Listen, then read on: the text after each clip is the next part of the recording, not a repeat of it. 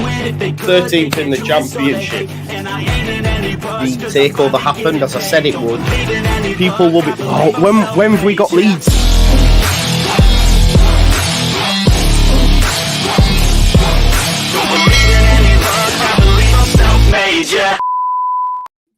Now then, people, welcome back to the Just Joe Football Show. I hope you are all doing well. We're 5 minutes late. My apologies. I was just sorting out my hair, as was Luke, but we're here now, ready and raring to go. But before we do, we've got to wish happy birthday. We've just been told it's Kate's 30th birthday today, so we just want to wish. I want everyone in the chat was gonna sing. Wish. Oh, sing it. Don't sing. Actually, sing it in Italian. Yeah, give her a bit of Italian on her birthday. Italian. Go on. Okay. Tanti auguri a te, tanti auguri a te, tanti auguri. A te, tanti auguri a te. There you go. Happy birthday to you, basically. And of course, Europe won the Ryder Cup in Rome. So what a great day. Yeah, but I don't follow golf, unfortunately, lads. I don't like it. That's probably the only sport you don't follow. Your birthday, Andrea. It's about you. No. To be honest, Andrea watches. I don't mean it. You watch fecking volleyball. So how you don't like golf? I don't know. Volleyball. He watches volleyball. Is that not beach many volleyball? It's because Italy not good at golf, are they, Andrea? That's why. Is that what it is? No, they had one, I think, was called. I don't even remember his name. Molinari. There we go. Molinari, yeah. M something. I don't remember his name. I'm sorry. Molinari, absolutely. Yeah. Molinari, yeah, exactly. Yeah. They're not good at football though, Lockie, and he follows them. So, I'm joking, mate. You're much better than us. Yeah. Don't talk about football, because if you talk about football and the trophies, you're not going down the road. Yeah. Don't worry. I know. I joke. It's nice for us to start off a little bit light-hearted, because obviously I feel today is going to be a bit rubbish. Yeah, a bit heavier. So, happy birthday to Kate. Before we get stuck into it, though, I haven't spoke to any of you since yesterday. I switched off myself. I didn't do my post-match till late. I went out and switched off from it all. I haven't watched no football this weekend. I was that pissed with the performance, you know. It did me head in that much that I didn't even watch any football. So yeah, apart from I didn't watch them, but I seen Leicester battered Blackburn. They're going up, aren't they? That's what I mean. They're done them. As much as I was grinding logs, seeing them put teams away every week, I'm like, for fuck's sake. But Andrea, how are you, mate? Well, if you asked me that yesterday, I would have said angry, very angry. 34 hours later, I'm still very angry, honestly, because the performance was unacceptable. The game plan was incomplete. We didn't press them. We needed to press them. We didn't. But in the end, it was a reality check, because disclaimer first and foremost, I was the first one 20 seconds after Parker was sacked or had this contract resolution with Gladbach to say it would be perfect for Leeds. So I trust Farke. I like what Farke is doing, but yesterday was totally unacceptable as a performance. And Farke, of course, the team in certain games is playing well. We've seen that it system works. Of course, we've got unbeaten. We just had 2 defeats in this season. So something is building. We have confidence again. Farke has brought back unity, togetherness, and belief to the club. But probably we are too confident, probably, because in the end we've never been in the top 2 places so far in the automatic promotion places. We are 3 points behind the playoffs. And honestly, looking at certain games, we should have won the WBA game. We should have won the Wednesday game. We should have won the Al game, because before the red card, we were dominating the game. We just needed certain substitutions early in the game, I think. Yeah. So, honestly, I think yesterday was just a bad day. But also when we won, and in certain games we've drawn, there were signals pointing out to certain things. The delay of substitutions, for example. I've seen that in after the window closed, because of course before that We had the even extra- mentioned it, bro. We even mentioned it after we beat Millwall, after we beat Exactly. Watford. We said it, and that was wins. So Yeah, and I'm glad you Yeah. mentioned Millwall, because actually we were winning 1-0. They were attacking. yeah, We made the Yeah. substitution. We won 3-0. It's Yeah, simple as true. that. James had 2 assists there. You know, I was Mm. looking at that actually, and you know, when we played against Sheffield Wednesday, we remember it was a recursive game. We weren't looking like scoring, you know, because they were playing a low block, and we didn't know how to deal with that. Basically, we weren't creating chances apart from the Piroe one, you know. Spence for raining in the 21st minute, Kamara for going in the 88th minute. The game was over. If you look at the first substitution were made in the 70th minute, and at all after the red card in the 63rd minute, certain players should have been subbed off at half time. We said that in the watch along, if you remember that. And also with Watford, we won 3-0, but it's a trend, you know. First substitution in the 80th minute, and yesterday we were 3-0 down at half time. The first substitutions, you should have made 3 subs at half time at the interval. He made the first substitutions in that 73rd minute.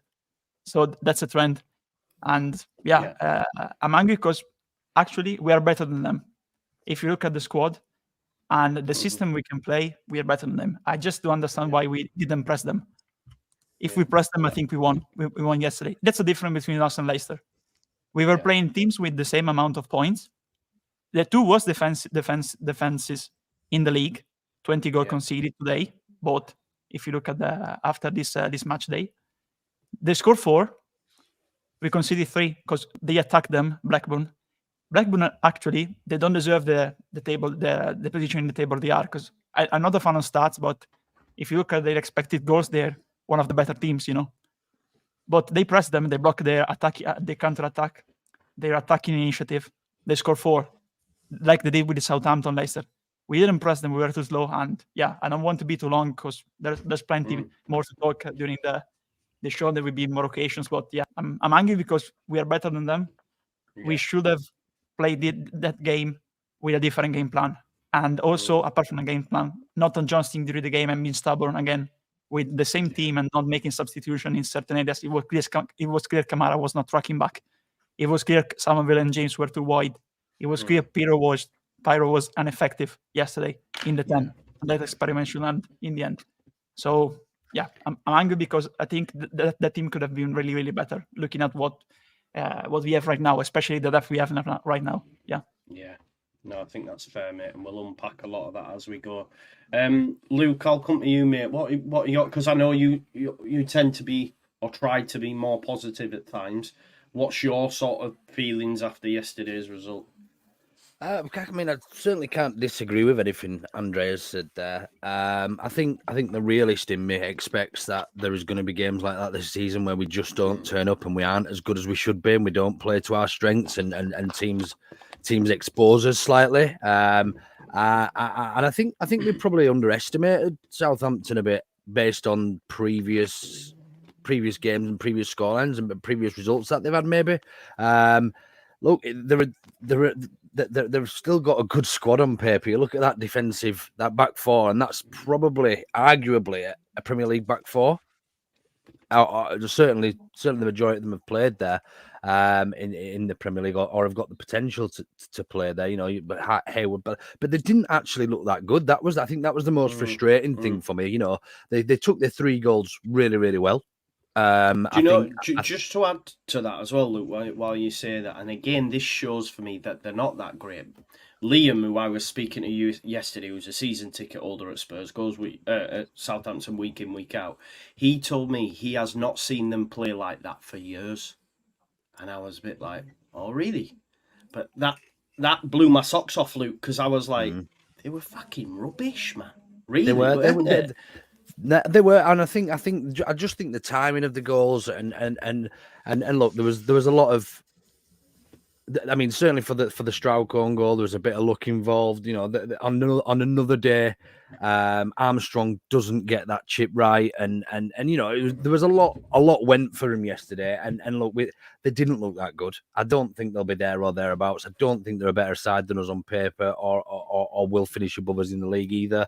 I just thought it was a bit of just you know, in inverted commas, one of them really for us in terms of and it'll probably do us good. I think it's a bit of a learning curve for us as well. I think had we gone there and battered them, obviously we'd be feeling a lot more positive now. But I think Farke could take a lot from yesterday. Was it yesterday? Yeah, yesterday.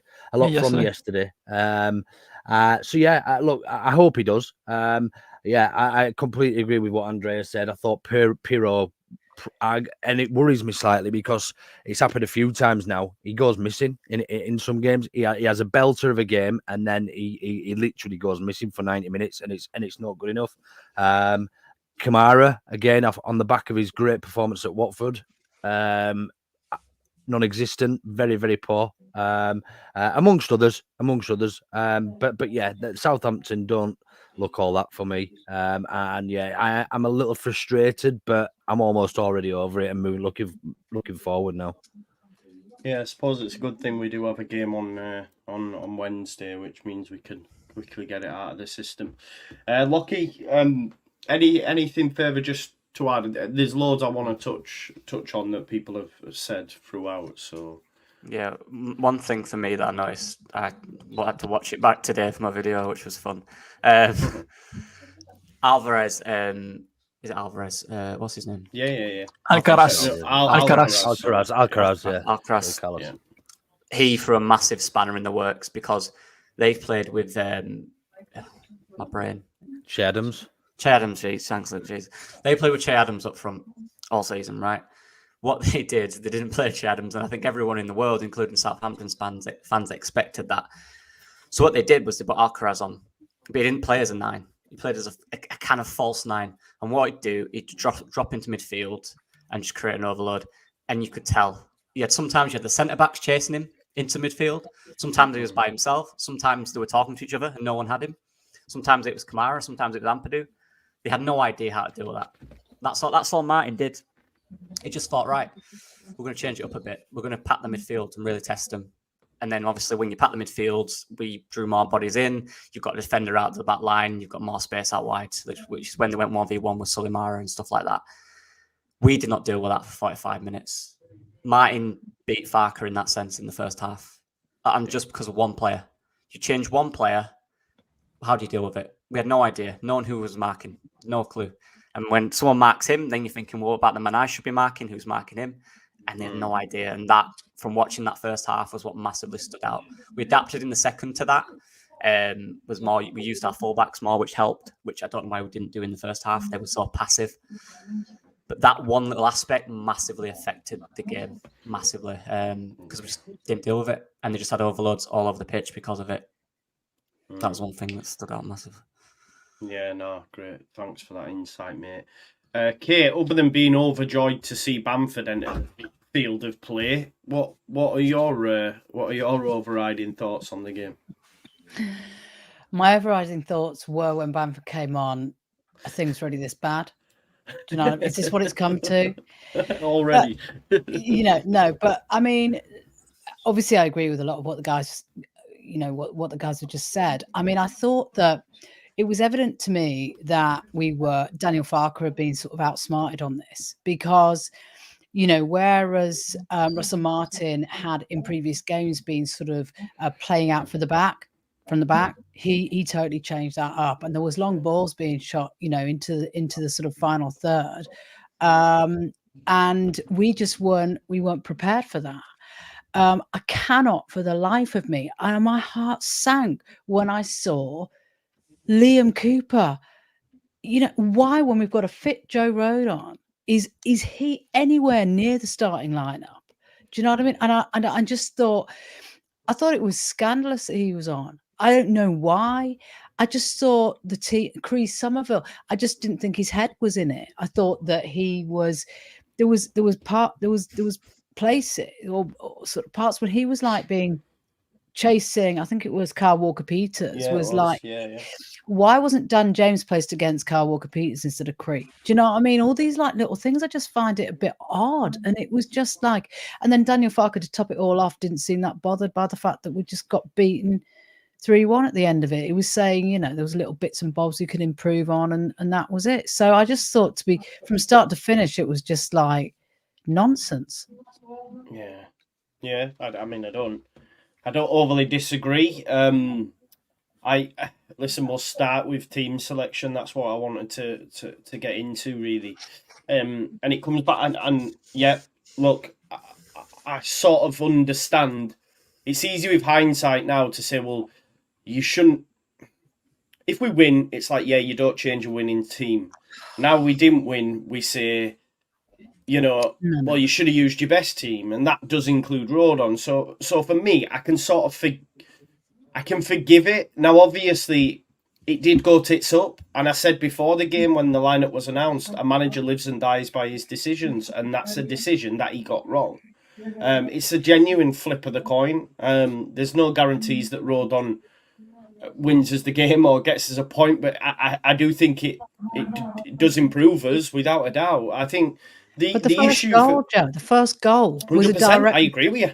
I mean, yeah, I agree. you play your best team, and you get your bloody I tactics hear it. right, and he got Yeah. both of those things wrong. Sorry, I'll shut up now. No, I agree with you. Angry I about it. do. Do you know what I mean? No, I think that I agreed with like I wanted Rodon to start, but I'm just trying to like give sort of. I can sort of understand because Watford was Leeds United's most complete performance this season. Why are you going to change it? That's probably Farke's thinking. He'll now look at it and say, I hope anyway, that's not happening again. You know, that's what you would imagine. Because I do think Cooper was caught out.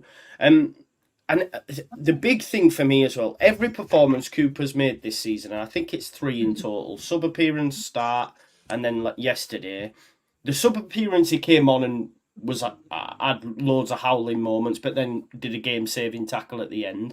Watford, he made errors, and then yesterday was a bit calamitous throughout, I thought.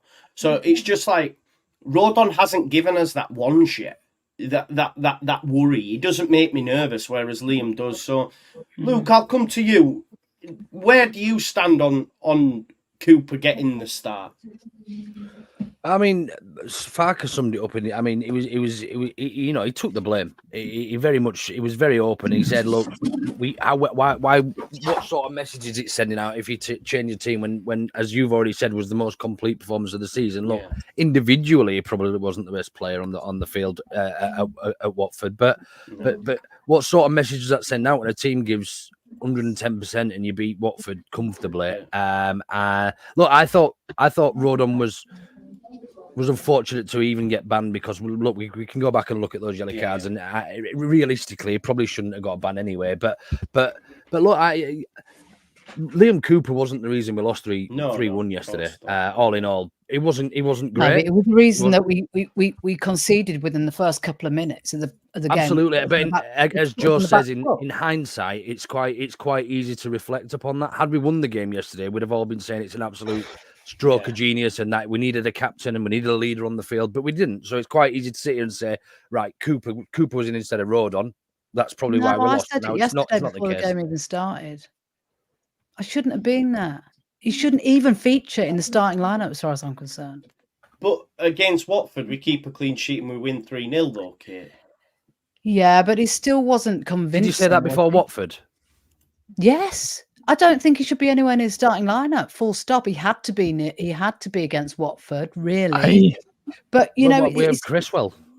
Hey, what about Cresswell? Yeah, Would we start Cresswell? Should have played ahead of Cooper at all. Cresswell could, yeah, but he wasn't on the bench, so exactly. That's it. You know, Cresswell is not on the bench in the recent games. We have a winning you know, formula in Struijk and Rodon. And I agree totally. I think sort of I'm balancing that with sticking Cooper in there. And I don't know why he's doing it. I don't know whether it's because some sort of a lead, because Ayling wasn't playing, or because we needed a leader on the pitch. I'm not even convinced he should be the captain. Anyway, I'll shut up now. Let you guys. No. I hate this like notion that some managers feel like they have to play the old guards because they may. I just don't go along with that. I think Luke's bang on in a sense, and that's why I'm not going to batter Farke for it, because we won 3-0 against Watford. So you can't really, like you said, what kind of message does it send to say, oh, James, I know you're not great technically on the ball and you've got 4 assists and you got 2 last time out, but I'm bringing Jadon Anthony in here. Guarantee on Wednesday, Jadon Anthony and Rodon come in for me. And I think that's what will happen. But he can't say to Dan, because what does that do? So, Luke, go on, mate. I have to sort of agree with that. You know? I mean, yeah, and I'm just sort of, I suppose you've got to look, why has every single manager picked Cooper as their captain? Yeah. They don't have to. No, they don't. We look for as far back as you can remember since he's been the captain of the club. You know, you've got some fantastic. You know, we've got Marcelo in there. We've got Farker, he's still the club captain, whether he's playing or not. He's still the club captain. Now, he doesn't have any allegiances to this club, Farker. He doesn't have to make him a captain. There's a reason why people are selecting him as their captain. Because there's no one else at the moment apart from him and Ayling, apparently. For me, and there's nobody else that's in the team that's as experienced. But why do we pick people just because of experience and not because of what? Isn't Ampadu the Welsh captain? Isn't Ampadu the Welsh captain? He has been. He isn't. But I agree with Kate. Honestly, I agree with Kate because now when I made my examples when we started the show, I said I'm just looking at the substitution in the games post the closure of the window. Because of that, there were excuses because we had a bench full of kids basically, and we didn't have depth. Right now we have depth, and it's not about Cooper being ahead of Cresswell, for example, because Cooper clearly right now is a more experienced player than Cresswell. It's crystal clear, but again, it's a specific system where you have. And even look at Norwich when he was there. You have a physical player, a tall one, winning the aerial battles and carrying the ball, and that was Rodon here at Leeds. And a more versatile player with starting the builder from the back in Strauch. When you play Strauch and Cooper, you lose that. And the system falls from the start because you have a very slow build-up and you don't have ball carrying there. And that's what we missed yesterday because in the pressing, we just had the 2 centre-backs pressing the balls between like Yapstam and Riding, you know. They were passing the ball between them. Then the ball went to one of the sides, one of the 2 full-backs, usually Byram. Byram was starting to carry the ball to try to evaluate the pressing. When they stole the ball from him, we were always open. And that's not the ideal situation.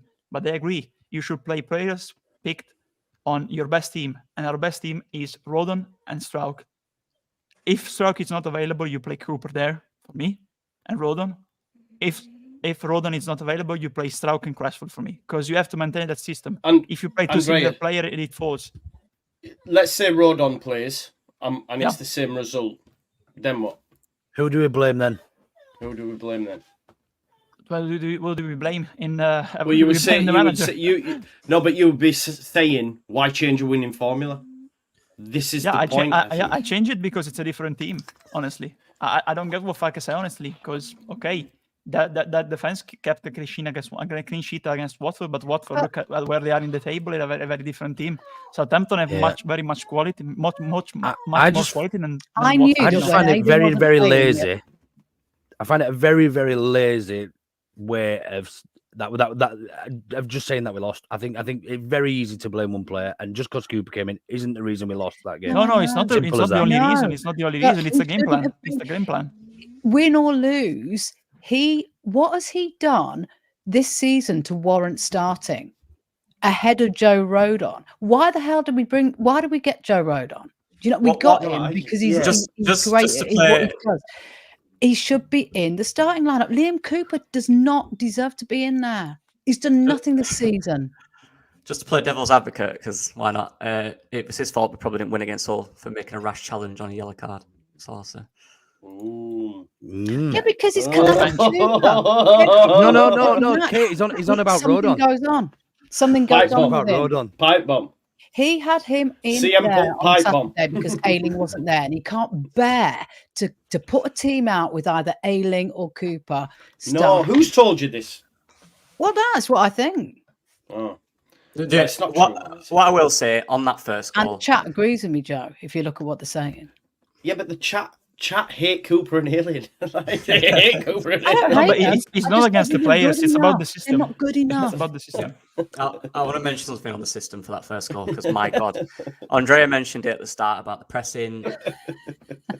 That first goal came about 30 seconds before they scored because what they did and what Jorginho Rutter did well, he cut off the middle of the pitch, so he stopped the centre backs playing out. So there's one centre back at it, you were not going across. We put him in a cul-de-sac, but then what they did was they passed it into midfield where we had 6 men around the ball. But when they had it in midfield, there's Alcaraz, by the way, who dropped into midfield. There was no one near him. There was 4 or 5 touches before someone got close to him. And then what happened? What happened after that? Because we had 6 around the thing, we didn't set the trap right. And when you don't set a trap right, which you are playing to do, they'll just pass it around you. And then Walker Peters had about 30 yard space on the right. Chris Somerville didn't mark him tight enough. And if you look, when he plays that ball through to Armstrong, Armstrong's on the blind side of Cooper. Who's behind him? Not Stroud, because he's been dragged out. It's even Ampadu. And he's about 10 metres further away from him than he should be. There was no communication between the centre-backs. And I'm telling you now, Liam Cooper did not get told he was behind you because Ampadu was not even looking at him. He was looking at the ball. He wasn't looking in behind. Sam Byram as well is on the edge of the pitch. And you look at his positioning, he can see. He's small ball next to him. And then to his right, you have Armstrong in behind Cooper. Cooper can't see behind him. The communication in that moment was shocking. It went through both of them. And by the way, it's both on their strong foots. Cooper's left and Byram's right. They were both next to it. They're both to blame. Ampadu's to blame because he didn't communicate.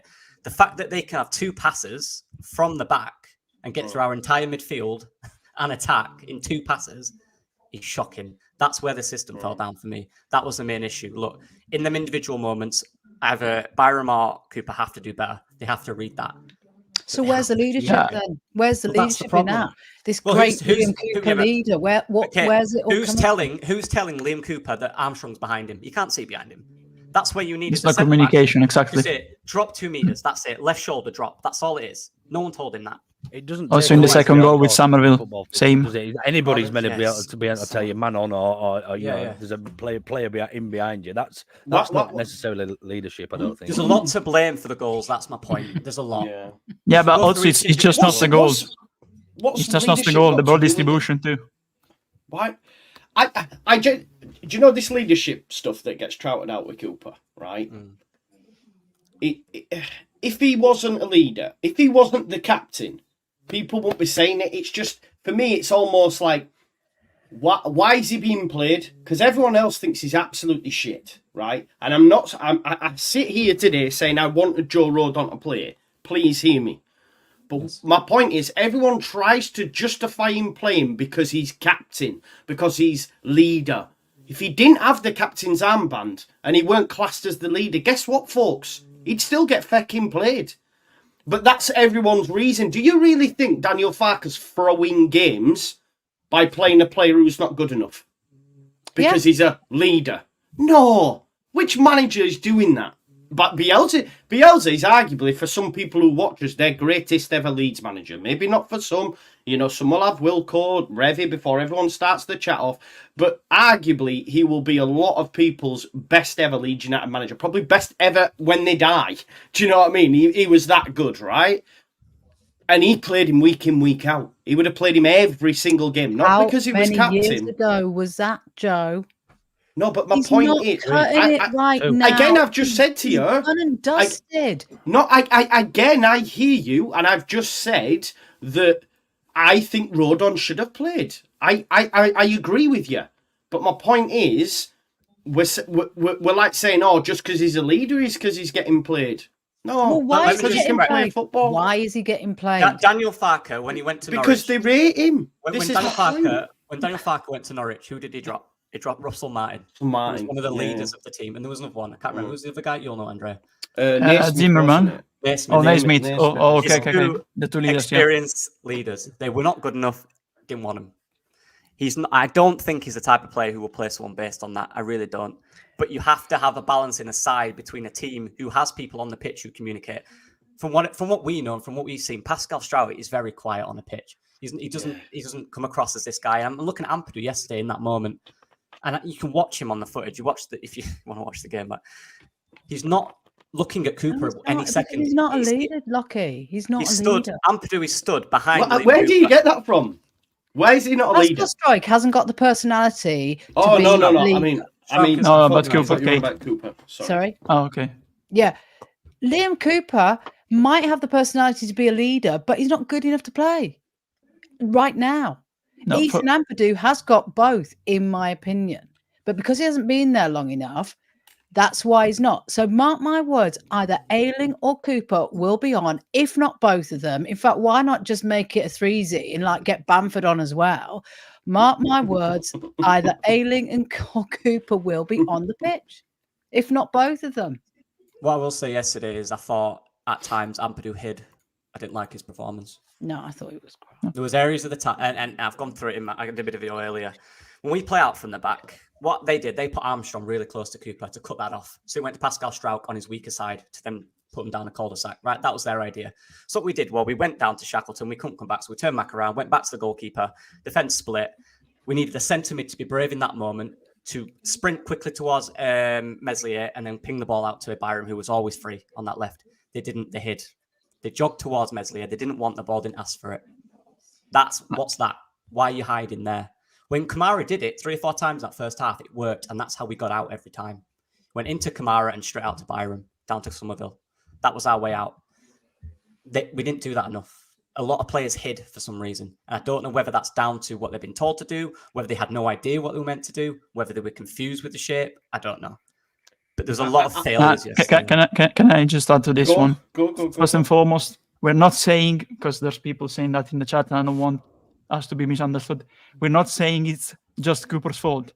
I already said that. It's down to the game plan. What Lockie said is absolutely right about Ampadu, but in the end, everything was wrong because of the game plan didn't suit the players yesterday.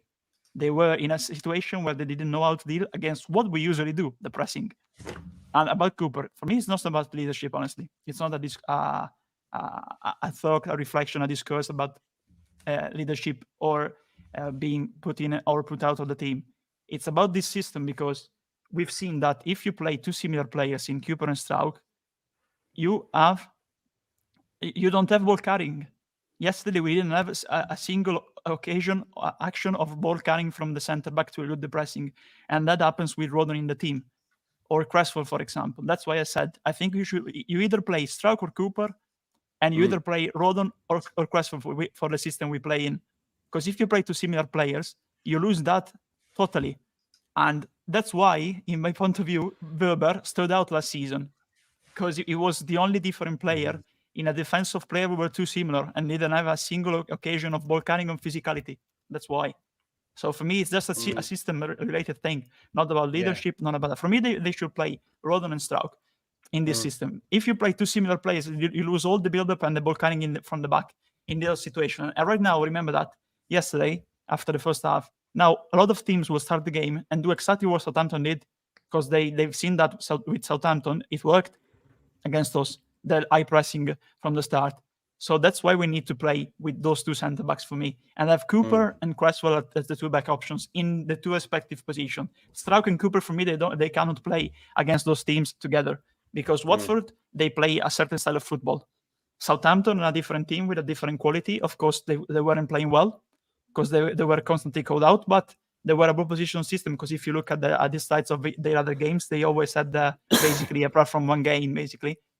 They had the advantage in the ball possession and they created chances. Of course, they were called out from the back because they were playing a ball possession. And when they lost the ball, they were like 2 centre backs and one centre mid going back and very open. And that didn't happen yesterday. So for me, it's just about the system, not about the leadership discourse. And just quickly, people saying that it's thing, right? I want Rodon. We all want Rodon to start, I think. Yeah, no one said. Trying to just justify the reason why it happened. That's all it is. We're not saying we love Cooper more than Exactly. And please know that this is like a debate panel show. And we're going to disagree at times. It's not 3 against 2 or whatever. It's just chat. And for the guy that called me a tit, don't start name calling because you'll just get binned off. There's no need for it, pal. So I don't even know what you're on about because no one's even spoke about Farke yet. But if you start calling people names, you won't be here. So. If you fancy getting blocked, carry on, you wanker. Anyway, Anyway, I saw that in chat and I go, oh, Joe's going to see that. No, because there's no need for it. I don't No, I understand agree. it. Yeah. Like, why? Yeah, right. Okay, let's move it on from Cooper. Because we'll be here all day, won't we? I think the big thing, just to round off on it, is for me, and this is where I'll agree with you, Kate. I can forgive him because of the 3-0 against Watford. If he then plays him on Wednesday, then I've got an issue. I'm like, what are you doing? Do you know what I mean? What are you doing? Because he's been poor every time he's come on, or has made a few errors in every game. So, yeah, I think that's going to be the acid test. So we'll see, won't we, Wednesday? We're all Rodon, though. We all want Rodon to come back in. Let's talk about Piroe, because a lot of people have mentioned this in the chat, and it's another discussion point, because he does tend to go missing. But the way I see it is I don't really care as long as he's scoring goals. And I get he was missing yesterday, but he's still got our most goals and will finish the season as the top scorer. Sometimes, can you carry passengers? Maybe if that's what you could call him. That maybe you could, but how do we fix the conundrum that is Joel Piroe? Because I don't think it's as simple as going, you stay in the 9. That's it. I don't think it's. I know, like Joe said before, it is, but I'm not sure it is, because if it was, it'd be done. Any thoughts on what we do about Piroe? Because we can't just say, oh, well, he's not scoring today, we'll drop him. You know what I mean? You have to keep him on. I think for me, Joe, he's far more effective when him and Rutter interchange and they both play off each other. And I don't think we saw that. I mean, we might have seen it once in the whole of yesterday. The games where he's having success, Joel Piroe, where he's getting goals, are the games where him and Rutter, when we're in and out of possession, are swapping positions and they're both leading a bit of a press as well. I don't think we saw, but I mean, Joel Piroe wasn't the only person at fault yesterday, as wasn't Liam Cooper. But yeah, I think you're quite right in what you say. You don't care if he's going to get you 20, 30 goals this season. However, in games that you lose and it's quite apparent that he goes missing, that's the games where you start to, and certainly I questioned it. What does he bring to a tough game? Do you know, when things aren't going our way and we're not scoring goals, then it almost makes you question, well, why not play somebody else in there if he is going to go missing and he's not going to lead a press and he's going to sort of sit back. And he spent a lot of the time yesterday in our own half defending, because I think Kamara wasn't tracking back, as I think Lockie said earlier on. He wasn't tracking back, or it might be an Andrea. So Joel Piroe was having to do it. He was coming back almost to a left back position sometimes, and a right back position to help defend. And look, your top goal scorer isn't going to score goals from a left back or right back position. It's as simple as that. But he's also using vital energy where he'd probably be interchanging with Rutter and leading an attack. So yeah, I just felt we had a lot wrong, and I think it boils back down to the tactics more than anything. And when the tactics suit Joel Piroe, and when we've got much more possession and we take control of games, it suits his style much better. And it doesn't matter whether he plays 9 or 10, because him and Rutter, as I said before, interchange, and they do it naturally almost. And that's when we play our best, or we look our most threatening. Mute, Joe. Muted. So thank you. Sorry, my son's asleep. I thought you heard him cry out, so I just had to nip in. No, I guess, Andrea, I'll come to you, and Lockie, you can talk on this point, but Kate's put a great point, and we'll finish up with Kate. But you lads did say striker that doesn't fit what Daniel Farke wants. And are we finding that during the games when we're not dominating, that he is a striker that doesn't fit this system, Andrea? Yeah, we said that when we signed him. He's a great finisher, a poacher, like, for example, Ivan Toney or Pukki. They were poachers, but Pukki was more versatile, those, you need those kind of players in the team, of course, because they score goals. They know where they are. They need to be inside the box. I don't think, honestly, if you look at the games we played, Piroe had one shot from outside the box, probably, or just a few. But all the shots that he had were basically from inside the area. Because I agree totally with Luke. It worked massively against Ipswich because there were spaces for us when Ian and Rotter could interchange. But that didn't happen in the other games because they were playing either a low block or when they were pressing us high. And that's why it doesn't work. For example, yesterday, he cannot play in the number 10. He cannot draw. He doesn't need to drop back. He's a player who doesn't press the centre backs. He doesn't press the centre backs, Piroe. And honestly, if you remember when Bamford was fit, he did that pretty well. Piroe is a great finisher, but he doesn't do that when we need to press, when we need to stop the initiative from, try to stop at least the opposition initiative from the back. So for me, the experiment of Piroe in the number 10 has no sense right now because it's not working. You need to play more near the area, near the box, and stay up front. Rotter should play in that position right now because we don't have a natural number 10. And yesterday, in certain occasions, when the midfield duo is crowded and they don't find spaces, because Ampadu was alone, isolated, because Kamara was not tracking back.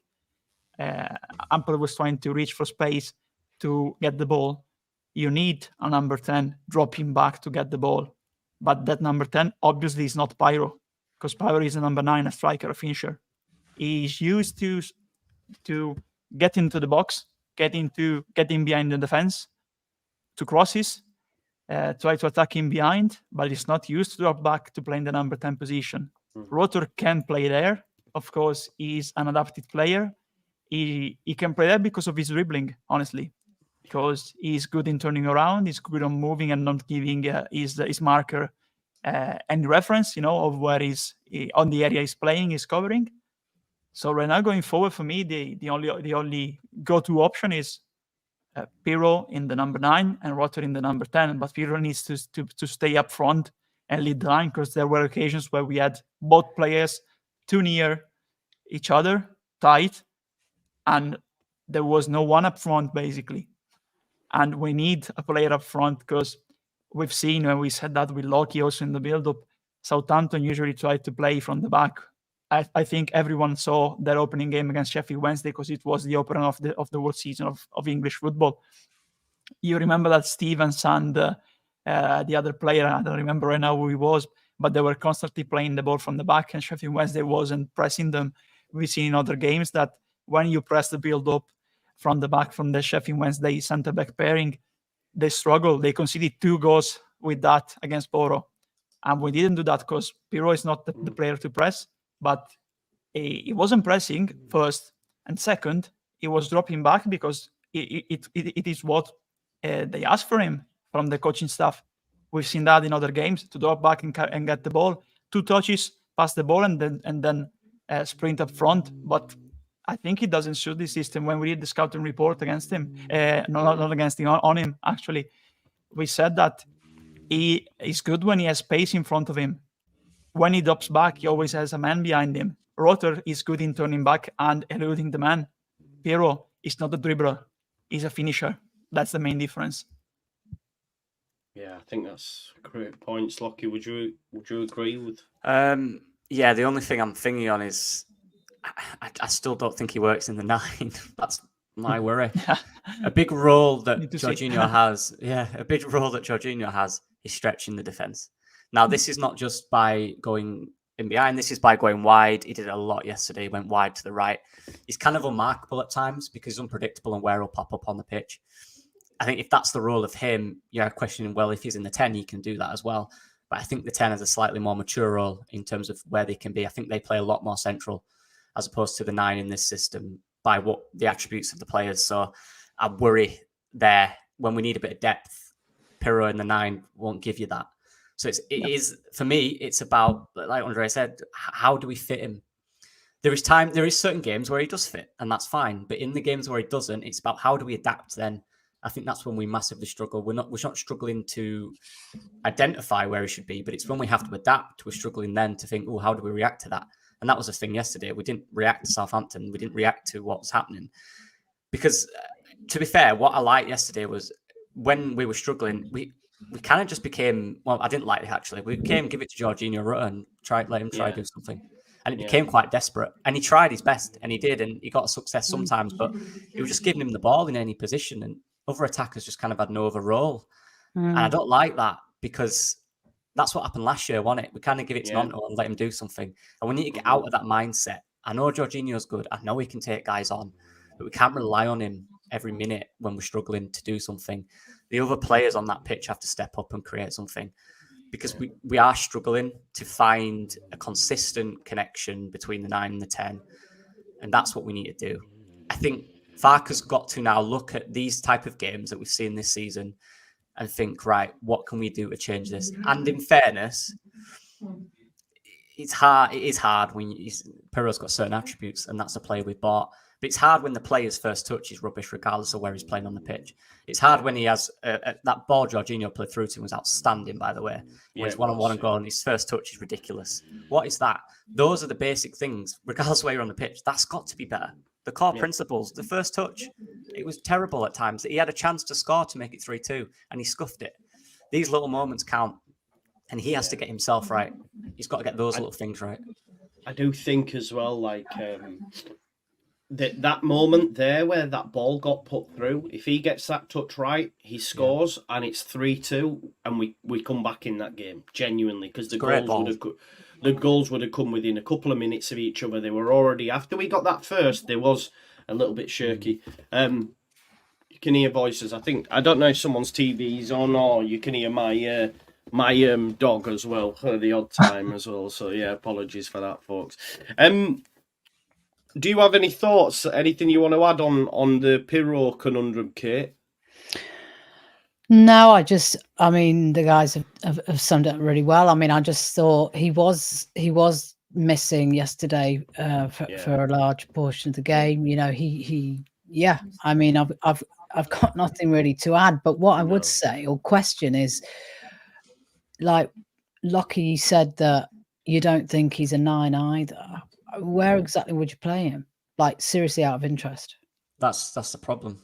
Does he not fit in this system? Isn't it about then kind of changing the system up to accommodate, or I think that's what we are trying to do by playing him slightly deeper. But I think that requires, again, everyone to be fit. I think that requires Nonto. I think because he can actually say Piroe drops deep and Nonto is actually good on the last man. He can play it. He can go in behind and stuff like that. That's what the manager's paid for, and we said he's not the ideal. We're going to have to adapt with him. He's not that Pookie type strike who will play on the last man and go 1v1 and stretch defenses. He just isn't. If Jorginho Rutter was a finisher, like a genuine finisher, I'd argue we wouldn't need him for that role. But he isn't. Jorginho is good at a lot of things, but he's not a finisher. So we're trying to accommodate this guy who can score goals. That's what we've got. We know he can. How do we get him to do that? And he does, to be fair, he has scored goals. But how do we get him to play better in games where we need him to step up? Because just like I said, just general stuff, first touch was rubbish yesterday. That's down to Daniel Farke to figure that out, because I don't know. Yeah, in the end, it's not just that, you know.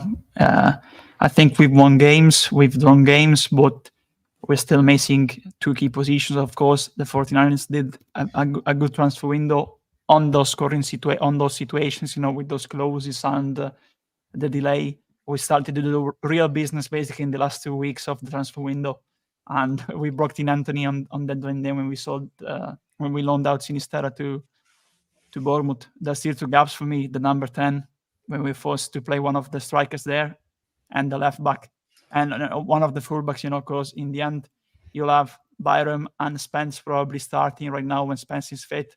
But right now we don't have another option, so we play Byram on the left, and you have Shackleton on the right. But we're unbalanced because Byram attacks, goes forward, and Shackleton doesn't have the same characteristics of Byram. And we've seen with Farke, you need 2 similar fullbacks attacking and stretching the team. We had Ayling there. Of course, Ayling doesn't do one-on-one anymore or overlap, underlap. You know, he just contributes to the build-up. So these 2 are the misses we have. Another talking point, honestly, about the depth. We mentioned depth. Where is Ilya Gruyev? 1 minute in 4 games. Where is Ilya Gruyev? Yesterday we are too unbalanced. Kamara was not tracking back. I expected, honestly, a change. Amponu and Gruyev. to block their initiative in the middle. We didn't do that. Yeah, no, that's fair. I think you bang on. I do think it's gearing up, folks, for Bamford inclusion, and I know that's not going to make Kate happy, but I do think it's gearing up for a Bamford. Or a lot of people. Or a lot of people. Sorry, I just meant on this panel. I'm not like picking anyone out. You know what I mean? It won't make a lot of people happy, but I do feel that it's gearing up for a Bamford inclusion. At which point, I think Rutter might play wide. I thought he played really, really well on the right yesterday when he kept picking it up on in them, especially towards the end of the game. Maybe that was because everything was going through him, like Lockie mentioned. But I do think he looked good on the right. Could you have him? Because as much as people dislike Bamford, in terms of what we're missing from a 9 in terms of pressing, etc., he has in abundance. That's one of his strong points for me. He's good technically on the ball. Yes, he isn't reliable, I agree with you, but he's not going to be beasted like he has been previously. I think it's gearing up, and he will include him. Look, if people believe this whole thing of like he needs experience and on about Ayling and Cooper and all that, then Bamford's the next one. But it's true though. It is true, and I don't mind it. I say through hidden. I think you're spot on. I think when you look at Daniel Farker and what Puck he brought to Norwich, I think of the 3 available options that we have, Bamford is your nearest comparison. Yeah, to what Pookie did. I mean, I'm not saying that he's going to come in and but people are saying. But I've seen people laughing in the comments saying Bamford. They won't be laughing if he gets 2 or 3 goals when he gets a start, you know. And he has got that in him. We've seen the very best Patrick Bamford, which we'll never get back to, obviously. If he still scores a few goals, people will be wetting themselves.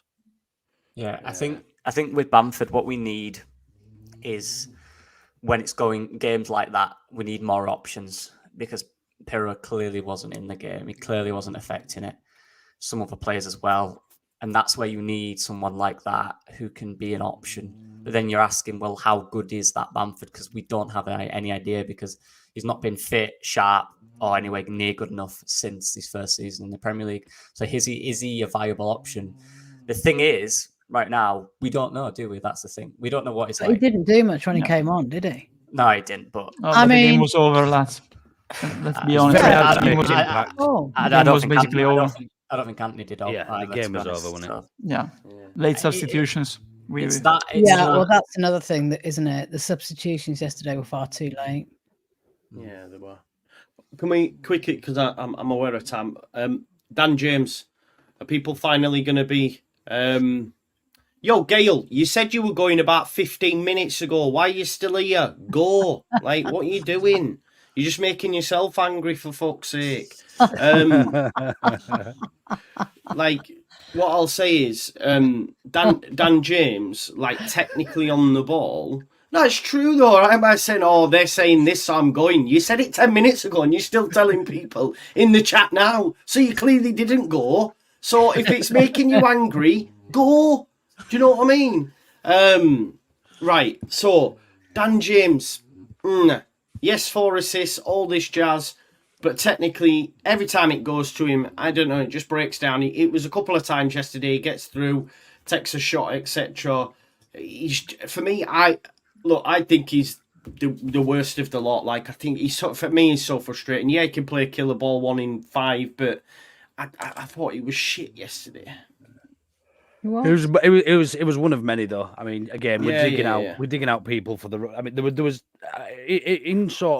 in a nutshell, there was too many 5 or 6 out of 10 performances, which made the performance really look a lot worse than it was. Dan James, completely agree. He'll have 1 good game and then 1 poor game and 1 good game and 1 poor game. But for me, he's an impact sub. Ideally, he will be coming off the bench and running at defenders when they're tired, using his pace and getting a little bit of luck here and there. He's improved, I think compared to the last Dan James we had. I think his end product is slightly better. We've seen that with some of his assists. The shot he took yesterday was absolutely appalling, but that's what you sort of expect from Dan James anyway. But yeah, in an ideal world, probably Rutter will be starting there, and you've probably got a proper number 9, or Piroe plays up top, and you've got a proper number 10. But look, we've got what we've got, and I don't think Dan James is a bad option at this level to come off the bench. But I don't think he should be starting. But obviously, figures and statistics suggest otherwise, and I can see why Farke does start him. Because we go back to the winning formula against Watford and him having quite a good game, and what message does it send then if you drop him and bring in Jayden Anthony, for that game? So I think we see a few changes this week, midweek, and I think we'll probably see 3 or 4. I think Cooper comes out, I think Camera comes out, I think Dan James comes out. Yeah, I want to see Jayden Anthony play. Like the player, I thought he was really good when he came on against Watford. His movement's excellent. But why is he not yet? Look, I think he will. I think his time's going to come. I just think now we've seen how bad it was against Southampton at times. There is scope to change it now. These players didn't perform. The players that are waiting on the bench, that are training every day, performing in training, will come in. So hopefully Jayden Anthony is one of them, because I think he's good. I think he can help us out. I think he might be what we need on that side as well. Yeah, I agree. I agree with Luke, honestly, on James. I think, to make a comparison, the 4 per 100 in the Olympics, the athletics, you have the final man in the relay, the race in the athletics. Then James is that last man, he's an impact also, because his game is very limited. He needs to have space in front of him, or like I said, a number 10 giving him the ball behind, but we never give him the ball behind the defense to make a run in behind. So it's very limited. It's just 1-on-1. He doesn't get past his man. So we've seen that with Millwall when we needed a player counter-attacking because we were deep down defending. He was good in that occasion because it was a situation suited for James. Impact sub. So I agree. And another thing, either you play Piroe or Bamford. There's no way we can play both, I think, unless you change for 4-4-2. But for me, it's not a viable solution. And we don't have a Pukki, honestly, in this team. We have 2 similar players. Piroe doesn't stretch the team. Rotor does it, but he's all the play when he needs to fight against centre backs. He's questionable. Better when he drops down and gets them out of the line. So the only option for me, if you want a player similar to Pukki, is either try to adapt Yonto or Somerville in the number 9 if you want to play with the false 9. That's that, because Pukki was very versatile, fast, not tall enough, not tall. But yeah, we don't have that kind of player right now. So we need to work with what we have, and honestly, the solution for me against QPR, I would see Bamford and Rotter, honestly. Just do what Prime Bielsa did. Just stick Sean McGurk in there. Stick on. You know what? Honestly, McGurk is doing well. Honestly, I don't know why. Yeah, he's doing all right. Yeah, he's doing all right. So honestly, I would like to see him given a chance, at least on the bench. Slow down. Let's not do that. Don't set that off, man. Fucking hell. No, on the bench, not in the team, but at least make him train with the first team. At least we don't know if he's trained, but if he's not making train with the first team because he's doing well, he has to train with the first team. I'm not saying start him. I'm saying I'm sure Loki is saying that as well. I think he's got a long way to go though, because you've sure. I just want to go. That's all. Yeah, you've got Joffy in front of him. You've got all these players in front of him. Danny's just mentioned from Not Another Leeds pod about Mateo Joseph to come as well. So, it's fine. But look, Wednesday night, we play QPR. He'll ring the changes. We're at home. I'm still going to sit here now, regardless of what I've just seen at the weekend. We'll spank them. I think we'll spank them. We'll come out with a vengeance. I'm not too fussed about them. They might score 1, but I'd still say with chess we win. We score about 3 or 4. Is that wild? We want to see a reaction. No. So yeah, we do, Andrea. We do need to. I'm not worried. But off the back of that, as I say, it was one of them for me the weekend. You know, lots of players didn't turn up. I don't expect that to happen again this week. I think. Why did that happen though, Lou? Because when I saw Cree particularly, I just thought, God, he looks like he did last season. He just didn't seem to be interested in chasing the ball. I thought, what's going on? But again, I don't think anybody did. I think it goes back to how we started, and Andrea going on about the press. There was no press. It was non-existent. Even Dan James, who is tenacious at pressing, and you know it's something that he does bring to the side is his energy levels and putting the defenders under a bit of pressure. We didn't see that from anybody. We did in parts, and when we did it in parts, it worked. We put them on the back foot. They made mistakes. We won the ball down in their half. But yeah, no, there was just too many lackluster performances, and even when Lockie said Ethan Ampadu looked disinterested, that's the heart and soul. That he's the man who makes us tick. He's our he's our Calvin Phillips, isn't he? At the moment, You know, he's who we look to set an example and set a platform, and the rest of the players then play off the back of. But look, that's why I'm not concerned. It was almost like low on energy. Anything could have happened. They could have had we don't know. Do you know what I mean? But there wasn't enough there to worry me. From that one carry on Friday night. Yeah, absolutely. Yeah. There wasn't enough there to worry me and concern me that we're going to take that form into the rest of the season. I've seen enough from the opening other games to suggest that we've got far more potential than we have to go upward than we have to go downward. And it happens in football, doesn't it? Like City lost yesterday. I know, there's some bizarre. Brighton got battered. The Zerbi ball got battered. It happens. Battered. Yeah, well, it's usual, isn't it, these days, to be honest. But yeah, it happens. Some days you think you're there, you think you're going good, and then suddenly you get a shock. Exactly. Yeah, it'll happen again. It'll happen again this season. Yeah, of course, it's part of their process. Of course, they lost. I think it was 5-1 to Everton last season at home during the later stages. That wasn't a good result for us. Everton losing was a sort of every cloud moment, wasn't it? No, but about the QPR game, honestly, it'd be a tough game, but I'm not worried about the opposition. I'm worried about us because not worried in the sense of I fear this game. I am intrigued. That is the right term about I will play because after coming out of a massive loss against a team like Southampton, you need to win. It's a must-win game because the other teams they are being consistent. We haven't won 2 games in a row all season. So we need to start to be consistent, especially at home. We won 1 game in four at home. We need to start winning matches at home after what we did against Watford. We need to win this other one because QPR are bad. Of course, I've seen that they play with that 3-4-2-1 formation. I think they play with 5 at the back and play with the block against us. So it'll be another test, especially what we said about the 10 and the 9, switching and Piroe in that position. But from this game, we'll see the mentality of this team after that massive loss. And if this team has guts, and the mentality, because now it gets serious. And also from the manager, because Farke, we've seen after the game against Sheffield Wednesday, he adjusted and we won the next one with those adjustments. Now he has some signals out of the Southampton match. Of course, probably not QPR, but other teams will straight go at those with the pressing in the coming games. Teams that have that characteristics that can do that. Of course, not QPR for me.